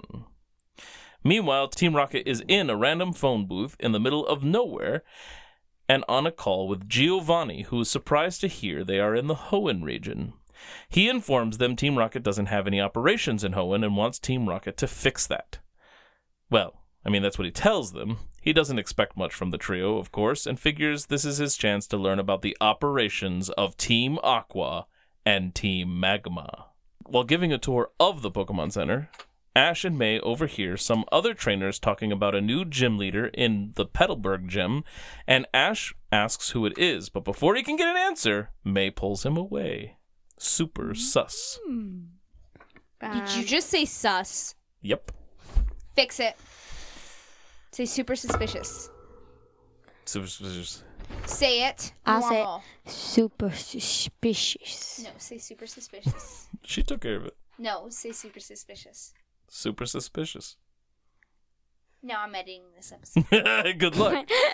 Anyway, well, you still have to edit other things. What's wrong with me saying sus? No. What? That goes in the no tally. I'm okay with sus. Sus is okay. You're old. So? You're not supposed to say sus. I rarely say sus. Sus is like a weird boy thing. A weird boy thing? It's just shortening the word suspicious. Yeah, it's like the I shorten alpha things or all the whatever time. thing. That's a normal thing. That's a thing I would do. So I like sus. No. Say suspicious. I'm kind of okay with Riz too. Ew. Riz? Yeah, because it's just a piece of the actual word it's supposed to mean, which is charisma. Fair, because I riz everyone up when I'm walking around. Saying you riz people up, that's weird. Because you're not charisma-ing them up, so that's just weird. To have riz, I'm okay with. Rizzing people, that's weird. What's charisma? It's just a general likability. But when everyone says riz, they're not talking like about charisma exactly. That's how it started, and that's what I'm okay with that. Except that That's not what I'm only most people partly know. okay with it. That's not what most people know anymore. Well, I don't use it either, so. But I will Okay. use sus. No! Say suspicious, not sus. Suspicious, not sus. No. Anyway, moving on. Don't you dare say that ever again. Did you write it on the paper? Yes, it's written on the Where? paper. What'd you just say? May pulls him away. Super sus. May throat. Don't say that word. It's a bad word. It's a swear word, Daddy. Do you know? Like, I know all the new slang. I'm in a gangster group. Or something. I don't know what it's called. 6 lines up from the bottom. No! Says. Oh, Daddy. What? You didn't put a word in there. It says super. Well, Superman. Anyway, can we continue? I'll say that word again. Yes, we can. While May and Ash are eating, Professor Alden shows up. Outside, Team Rocket is back to digging. This one is a tunnel and not a pit trap, because they want to sneak into the Pokemon Center. Alden invites Ash and May to his room that he's allowed to use while he's studying the ruins. There is apparently a secret chamber, but all attempts to force entry starts things crumbling, and so whatever is inside is still a mystery. There is a tablet that explains how to open the chamber, but 4 keys are needed. Then the power goes out in the center, and Team Magma arrives. They want Alden to come with them to the ruins, which he won't do until they threaten Nurse Joy. Then Joy, Ash, and May are locked into a storage room. Ash and May escape through a vent, and then we get our Who's That Pokemon trivia. Evolution gave this Pokemon wings where it had legs. Team Rocket pop out of a hole, but are still actually outside of the center because Meowth made a miscalculation. And there they get spotted by Team Magma. A little back and forth, and then Meowth tells them to prepare for trouble and make it double, and all that jazz, in a catching catchphrase. Modified motto. No. Yep. Team Rocket send in their Pokemon, but Team Magma's Houndoom Patrol roar and send the Pokemon back into their Pokeballs. I thought that was kind of cool. So Team Rocket slinks back down into the tunnel and flee. At the ruins, Team Magma wants Alden to help open the chamber, and it turns out Magma have the 4 keys, which look like special stones. So I'm wondering if that's connected to what the stones that the Devon Corporation wants. And Alden knows where to put them. Turns out Team Magma have friends in high places. You know, like maybe a president or a son of a company. So now I'm wondering if there's some connection between Magma or Aqua with those characters. But you were also thinking that the son and the president are on separate sides. Yes, I do think that. I wouldn't say president. He's not the president. He owns the company. Well, he's the president of the company. That's what they say. Owner of the company. They Just say say- that. It's less confusing. Okay. Inside, the chambers show ancient Pokemon and people living together. Team Magma take pictures, but aren't satisfied with what they've found and take off in a helicopter. Ash and May show up, and so do Team Rocket with an interesting intro. Prepare for very quiet trouble. Make it very silent double. And then they reveal they've taken the 4 keys. A battle ensues, and Pikachu makes quick work and sends Team Rocket off again as they are blasting off much too soon. Ding! With the keys put back in place and the sun rising, the rays of the sun shine on the stones and send light through a pattern on the walls in the secret chamber, which then reveals another hidden chamber. There is an underground water supply down there, and Relicanth are in the water, which are some ancient fish Pokemon, apparently. If I'm remembering the right Pokemon, I'm pretty sure it's ugly. It is kind of ugly looking. Then Ash and May head off again, aiming for Petalburg City, and Ash mentions he still didn't find out who the gym leader is, which gets May to act awkwardly and I think blush a little bit. Who's that Pokemon? It's Crobat. Tallies. Catching catchphrase, interesting intro, and off again. Now let's rank it. So did you like this one better or worse than the first one? Well, here's one thing. I don't know why I like it, but for some reason I like it when like a character is evil for a little while and then goes back to good. Cause it's Oh, like with Pikachu, you mean? yeah, and in Turtles with Leonardo. Yep. So I really like that part. And You have to make it obvious that they start out as good, like good, evil, good. It's Yes. from evil to good and good to evil. That's confusing. yeah, like good, evil, good is what I like. And sometimes I like it when evil becomes good. Yeah, eventually. I can like that too. But not all the time. But I think this one would be put down to second. What about you? What do you think? You agree with that? I heavily disagree. You do not. What? I don't? You're lying. I'm not. Okay, why do you disagree?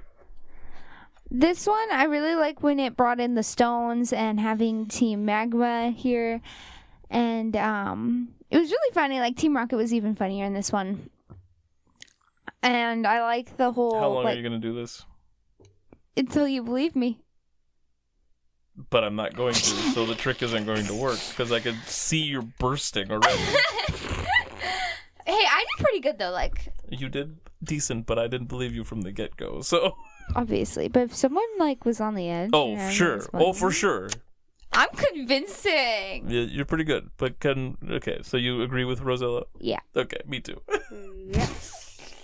I mean, I liked both episodes. I thought they were interesting. Yeah. I'm good at I wasn't naming real things. Like, that was all, like, fun or whatever. Well, I don't know if Team Rocket was funnier or not. It's just kind of... All right. Now that we've wrapped up the start of that, we're done. I'm kidding. We only did 7, so now we have our Pokemon Chronicles. Ooh. A family that battles together stays together. Well, let me read that differently. A family that battles together stays together. Or will it? Bum, bum, bum. Okay, it will. I'm pretty sure. Takeshi Nibi Jimu wo Sukue. Or Takeshi save Nibi Jim. Takeshi is Brock's name. So Brock saves Nibi Jim. And Nibi- Nibi is like the rock, so Brock saves the rock Jim. No, Nevi is Pewter City. Oh, Pewter Jim. I think it is, anyway. Now Brock I'm debating. saves Pewter Jim. Maybe it's Rock. I don't know. I don't know. So now we get a side story about what Brock was up to after he headed back to Pewter near the end of last season. Because he mentioned he had to go back. Flint tries to fake Brock out in his old disguise in the same spot that we met him the first time, warning Brock to leave. When Brock pushes back to get answers as to why, Flint explains that the gym has been ruined. Ridiculous pink decorations and banners put in place by Brock's mom, but I thought she was dead. Obviously, we know that's not Bum, true. bum, bum. They can't see inside the gym yet because Brock's mom has the keys. So, all Brock's siblings are thrilled to see him come home. And apparently his mom is becoming an art connoisseur now. Another new hobby, as she seems to often change them. You know, if I was those kids, I'd be so sad. Like, just listen to the roller coaster here. Mom leaves.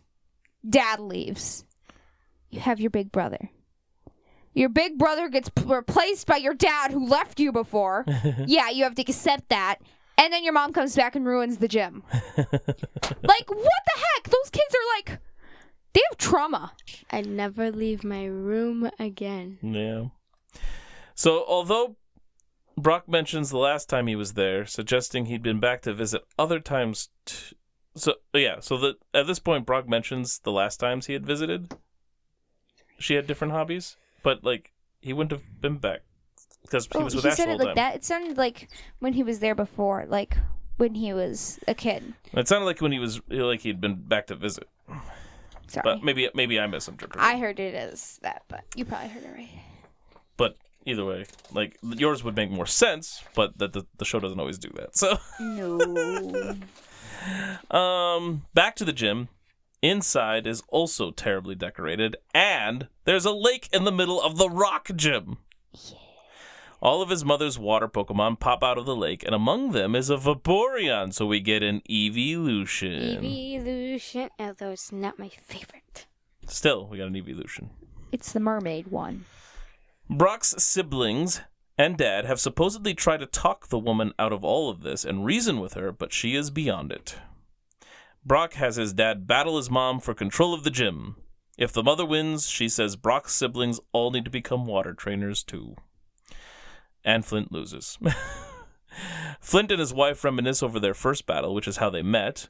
Brock decides he needs to battle his mother before he lets the gym become a water gym. Instead, at dinner, Flint and his wife, Lola is her name apparently, announce that the gym will now be a rock and water gym. Brock's brother, Forrest, is very upset because he wanted to become the leader of Pewter Gym when he grew up. Brock still decides to battle his mother and to show that rock can still win against water, and he wants it to still be a rock gym. Ooh, can I explain the battle? Go for it. So the girl, Lola, I think, used Mantine, and Brock used Onyx, and I'm like, why is he using Onyx? That is such a big Pokemon with these tiny rocks all over the pool. But then he used Dig, and he dug down into the ground at the very bottom of the water, and it drained all the water out, and Mantine was just like, I'm defeated. And that's not quite true. He couldn't do anything. When Mantine was laying there, I was like, Onyx should just squish it. But like, then I was like, oh, that would be really bad. Like the guts would go everywhere. And I was like imagining it. I was like, well, Onyx did use like the bind move and wrapped it up or whatever, so kind of squeezing it. Yeah, but like, I and Mantine kept using like Bubble Blast or whatever. Stepping on it, essentially, for an Onyx, like stepping on, like getting on top. And I was like, it would squish and die. So because of all that, not being able to use the pool anymore, Brock was able to finish off Mantine with Onyx and win the battle. So in the end, it gets to be a rock gym, but Lola gets to keep her decorations. Which are also terrible. They are really bad. They're ugly in the rock gym. They really are. But maybe in my bedroom they'd be... Sure, I could see that. And since Forrest wants to be a rock-type trainer, Brock leaves Onyx with Forrest to help him learn. And so we have a gotta give him up. Why? And when Brock leaves, he has a new outfit. His Hoenn outfit we saw in the opening credits. All right, so Brock leaving Onyx behind. It is kind of sad because I like Onyx's happy smile, but we so rarely see it. And so Onyx is going to be so happy, and that's okay. Trivia! Brock actually doesn't just leave Onyx in the original version. He also leaves behind Crobat and Geodude as well, setting off only with Forretress. So he's doing the same thing Ash did, just starting with one Pokemon as he goes back out. I think I would have liked it more if he only had Onyx, but Forretress is funny. Sure. And I'm betting that when we see Brock in the main series eventually, he will only have Forretress. He won't have the other ones because the Japanese version depicted him getting rid of the rest as well. Yeah. Whether verbally or showing it in the animation, I don't know. So he did actually get rid of more. Who's Fortress? But we can't, just a second, but we can't count it because we didn't see that happen or declare it happen. If he mentions it later, we can, but we don't know this. If he only has Fortress, I think we should count it. We'll have to see. If it ever gets brought up that he only has Fortress, then we can maybe count the other two. Because we don't see Pokemon for ages, so he could theoretically still have them. We just don't see him unless they actually bring it up. So we'll have to keep a close watch on that. Fortress is the evolution of Pineco. Wait, that guy evolved? Yeah, that Pinecone thing evolves into this thing that has a red middle and like the hardened like steel shell on the top and bottom. Okay. You know what I'm talking about? Maybe. I can show you a picture later. Thank you. All right. Our tallies are an evolution, Vaporeon, and gotta give them up. 3. Brock leaves Onyx, Geodude, and Crobat behind. It is only 1 for now because we only know that. I had to dig trivia up to see about the rest of it. So So for now, it's just 1. And because this is a side story, it is not part of the main series, and so we don't have to rank it. Brock's mom was really annoying. There was a funny part in that Chronicles episode where everyone was looking, I think, at a painting, and the mom's eyes were big and round and like, ooh, look at that, and like normal, well, for anime. And everyone else's eyes were like... Brock eyes? Yeah. It was funny. All right, but now it's time to capture a Pokemon in these 2 episodes, which is the first one with May, with the bike and the Pikachu's electricity being out of control, and then the second one with the ruins and Team Magma showing up. Torchic was, for sure. In the ruins one? Yeah, because it was trying to fight off the Azurill and chase it down. Yes. And then there was Azurill, Meryl, and Azumarill.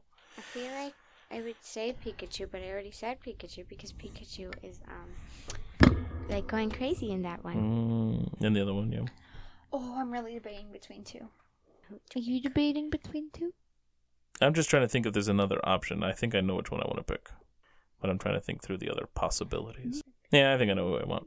Pikachu was the main one. I don't really remember any others. All right, ready? 3, 2, 1. Mudkip. You said Mudkip? Torchic? Yes. Okay. Wait, which one? Okay. The water starter. Interesting. I thought it was hilarious when it sprayed May. That is funny. That was my favorite. I don't know. And you chose Torchic, which was a good one. I kept forgetting that part one. was part of these episodes. But yeah, Yep. yeah, nice. And what did you say? Azrael. Azurill. The new one? Yep, that's a good one. The number 1 would have been Torchic. Ah, okay.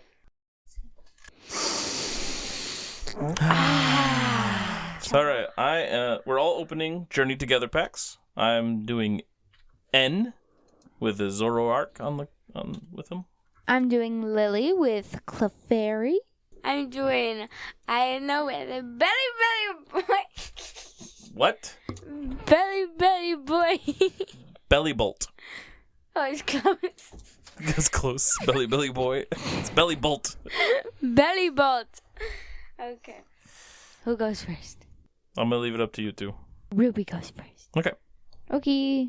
Lotad, water type. Sentret, colorless type. And Zorua, dark type. Tropius, colorless. Toadscruel evolves from Toadschool. Fighting type, ability. Secret forest path. Ends Darmanitan evolves from Ends Darumaka. Fire type. Trainer card, item. Redeemable ticket. Count your prize cards, shuffle them, and put them on the bottom of your deck. Then take that many cards from the top of your deck and put them face down as your prize cards. What? That is crazy. First reverse hollow. Matang evolves from Beldrum. Psychic. Second reverse hollow. Kecleon, colorless Ooh, type. Kecleon. I like What's him. a click? Kecleon's the chameleon that leaves only a zigzag. Oh, this Oh. one's kind of cool, actually. Rare card. Ends Zoroark EX. What? You got an EX! Dark type. Evolves you know who's gonna from- be jealous of this?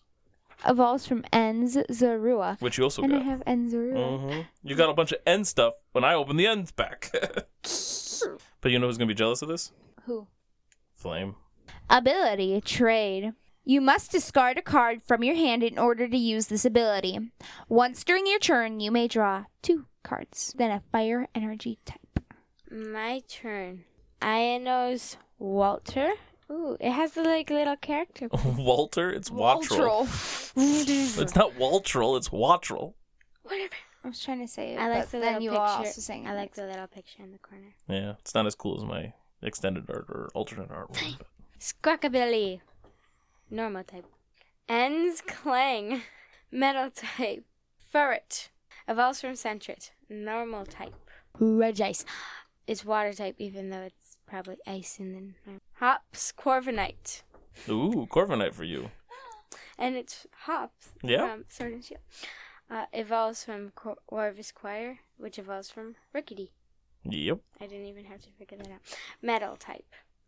You're so smart. Spiky Energy. As long as this card is attached to a Pokemon, it provides 1 energy. If the Pokemon this card is attached to is in the active spot and is damaged by an attack from your opponent's Pokemon, even if this Pokemon is knocked out, put 2 damage counters on the attacking Pokemon. Cool, because it's spiky. My first reverse hollow is Michino, a normal type. Lily's Comfy.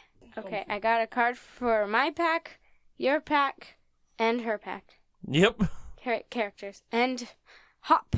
It's a psychic. And your second reverse holo. Yes. Volcanion EX. And this is actually my buddy Pokemon right now in the game.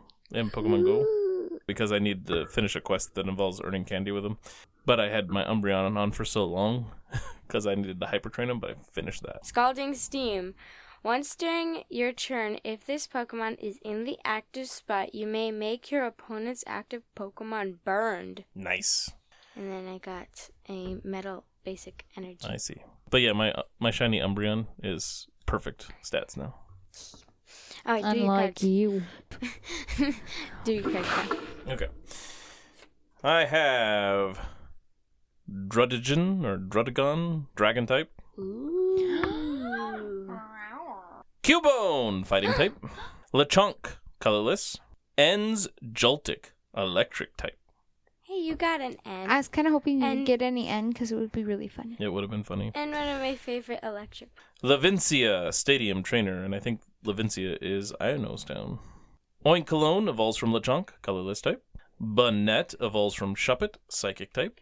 Ooh, this is perfect. Torchic, my first reverse holo, Fire type. It's just among a bunch of flowers, little daisies.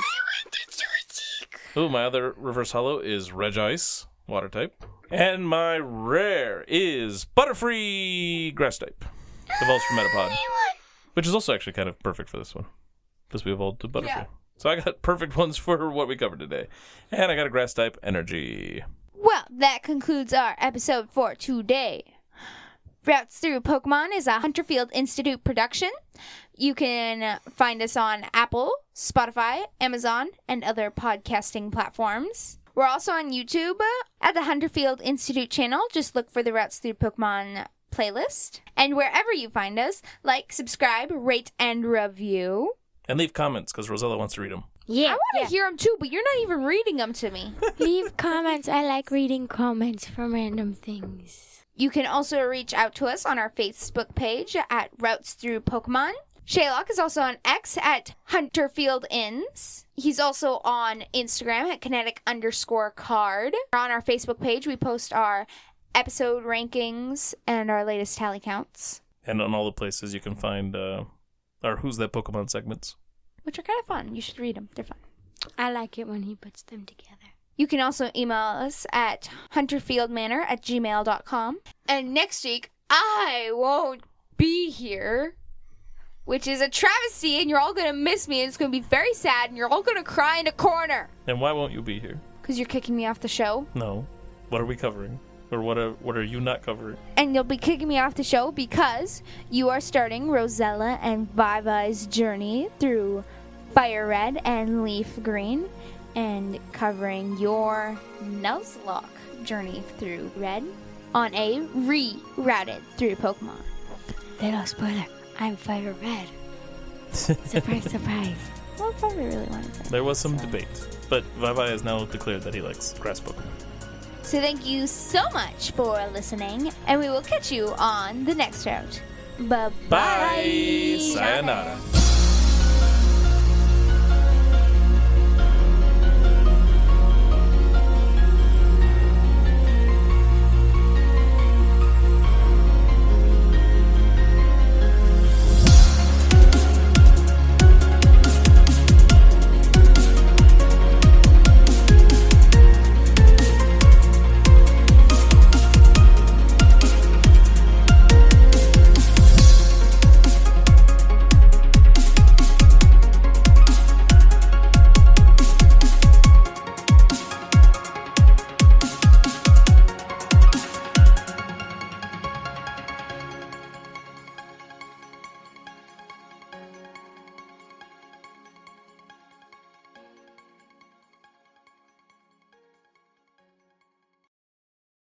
Part 59, Head and Heartaches. Pain was the first thing Violet felt as consciousness started to return. She felt warm and dry and could tell she was in bed, but didn't remember how she got there. The pounding in her head seemed to be intensified by the bright sunlight piercing through a gap in the curtains to hit her directly in the eyes. She turned her head gingerly to one side, hoping to escape the sunshine, but it wasn't enough. So, Instead, she pulled the covers up higher to hide her face under them. With the sun blocked, Violet's headache eased a little, and she was able to start processing other things. At first she thought she was waking up after being too close to a lightning strike, and that Rosella and Ruby had brought her there. But it only took a moment longer to realize that if that was the case, that she wouldn't know all of that, and instead, she was mixing up a similar memory, because she had hurt then, too. That still left her with the question of why she was in pain in that moment, however. When did I get back to the Pokemon Center? She wondered. She was trying really hard to remember anything over the last day, and the effort caused pain to radiate all across the top of her skull.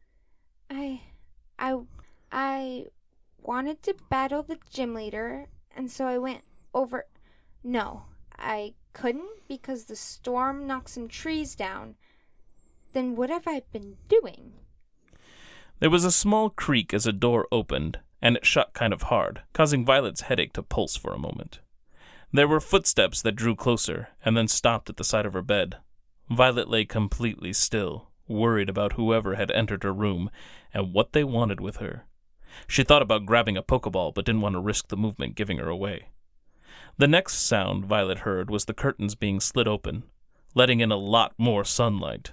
This meant that Violet was never coming back out of those covers. All that awaited her out there was a stranger and searing pain. And a delicious scent?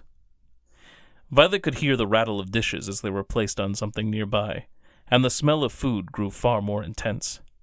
The pang of emptiness she felt in her stomach was the first time her attention was pulled away from the pain in her head. Her mouth even began to water. When was the last time I ate? She was about to move her hand to pull down the blankets, but then she remembered that she didn't even know who was in her room. And even if the food did smell good, maybe it was drugged, or even poisoned. All right, sleepyhead. A cheerful voice piped up. Time to get up and get some food before you waste away. The voice was familiar, but it didn't sound harsh or dangerous. In fact, it was pretty friendly and maybe a little concerned. Violet? Despite the soft and gentle tone, the voice startled Violet due to its sudden proximity. Whoever was out there was now leaning over her. Violet? There was a gentle shove against her shoulder. Please wake up. An internal war was waged, with one side wanting to continue pretending to be asleep until the stranger left, but the other side was hungry, and it won out in the end. So, slowly, Violet lowered the blankets and braced for the intense light of the sun. It hurt, but not as bad as she had thought, and, before long, she was able to squint her eyes open just a little. Oh, thank goodness. After you passed out again, I was really worried that you might not wake up at all. Passed out again? Violet wondered. Opening her eyes a little farther, she was finally able to get a glimpse of the stranger and realized she was no stranger at all. Well, still strange, and Violet didn't know her very well, but she had certainly run into her a time or two. Or more like the other girl had run into her. Violet hadn't even managed to clear her vision enough to discern all the stranger's features, but the upbeat voice and the pink hair were dead giveaways. It was... What was her name again? Violet frowned. Oh, hey. She croaked. Then she worked to clear her throat a little, and the pink-haired girl handed Violet a glass of water. Taking a sip, she continued to try and recall the girl's name before she had to speak again. It's, nice to see you again? Violet paused again, hoping it would click soon. The pink-haired girl seemed to be studying her as she struggled to pull out the name. Hanako! Violet blurted out suddenly. The pink-haired girl leaned back a little in shock. Oh, good, you remember me this time. This time? Violet asked. Oh, yeah, last time you woke up, you seemed very confused and scared. Violet frowned. She felt confused at that moment as well, and she had been scared before she had realized who had come into her room. Speaking of... What are you doing here, though? And how did you get into my... Violet, whose eyes were pretty much all the way open now, started to notice her surroundings. She was not, in fact, in a room at the Pokemon Center as she had thought. It looked like a bedroom in someone's home. Where am I? Hanako looked worried. You don't know? I've never been in this room in my life. Oh, just the room. Oh, okay. I thought maybe you were forgetting you're in Vermilion City. That made Violet frown even more. Was that something she had done before? Or was this just an odd assumption from an odd girl? No, I definitely remember waking up in Vermilion City before. So you do remember waking up last time. 'Cause I was really confused about some of what you said before. But we couldn't get a clear answer to where your home was, despite you really wanting to have been taken there. I thought maybe I could ask some locals, but nobody seemed to really know you, and I wanted to be careful. What? I don't live in Vermilion City. Oh, well that would explain why no one around here knows where you would live then. Hanako took a moment before proceeding, seemingly worried about pursuing in her questions. So, how far away are your mom and dad then? What does that have to do with anything? You wanted us to take you back home to your Wait. Violet interrupted. We? Hanako's face went pale. What? You said we. Who is we? Not saying anything for a moment, Hanako simply blinked her large eyes twice. Then she suddenly went back to normal. Oh, right. Well, I had the Pokemon fan club members help out. In fact, one of the members lived here with his family. They offered to give you a place to rest. Fan club? Violet muttered, very confused. She also was beginning to feel irritable, and that, she suspected, was due a large part to her headache, but also to the fact that she really had no idea what was going on, and the pieces she kept getting all seemed so disconnected and jumbled. Why didn't you just take me back to the Pokemon Center? So you could get arrested? Arrested? What do you mean? Violet trailed off as something felt familiar about that. Sheesh. Hanako said. I can hardly keep up with this conversation. Violet wanted to snap about it being the pink-haired girl's fault for not being straightforward with anything, but instead she took a deep breath and realized that her own words and thoughts were not coming out in a straight line either. You and me both. Violet sighed. I'm sorry. I'm having trouble remembering things about the last day or two. I was nearly hit by lightning, and then I woke up in the Pokemon Center, and from there I remember wanting to challenge the gym and waking up here. The already large eyes of Hanako grew larger still. Oh, you woke up in the Pokemon Center. You weren't talking about waking up out on the street. Sorry, I had just assumed that... On the street? Like a homeless person? No, not like that. An old house sort of fell on top of you. And when you woke up, you were asking for your mom and dad. Oh, and one of your Pokemon. I think you said her name was Meg? Meg? My mom? But... This was all very bizarre to Violet. She never knew her mom, and her father was dead now, having fallen at Mount Moon. And Meg? Who was Meg? Her only Pokemon were... Wait, where are my Pokemon? They're right here. Hanako moved over to a desk across the room and pointed out the 3 Pokeballs sitting there. One was the classic red and white, while the other 2 were blue and white with some red on them. They had been gifts from a woman on Violet's second trip through Mount Moon. Violet's stomach dropped. Is that all you found? Hanako looked frightened. Yes? Quickly, Violet tried to think through which Pokemon she had caught and in what balls they were in. But with only one red and white, it meant that she couldn't have both her horsey Mizu and V. Hand me the red one. Hurry! As soon as the ball was placed in Violet's hands, the tears began. Her heart ached far more than her head had before. The Pokemon in that ball wasn't V. Her last connection to her father was gone. And it wasn't Mizu either. To be continued.